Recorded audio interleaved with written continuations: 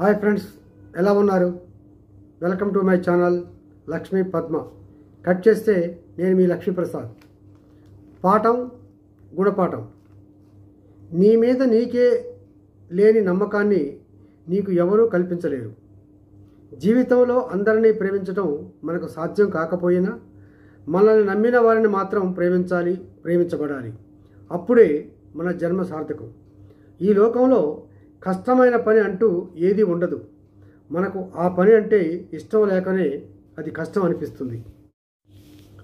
కష్టం వచ్చినప్పుడు సహనం మరియు కాలం కలిసి రానప్పుడు వినయం కోల్పోనివాడే బలవంతుడు.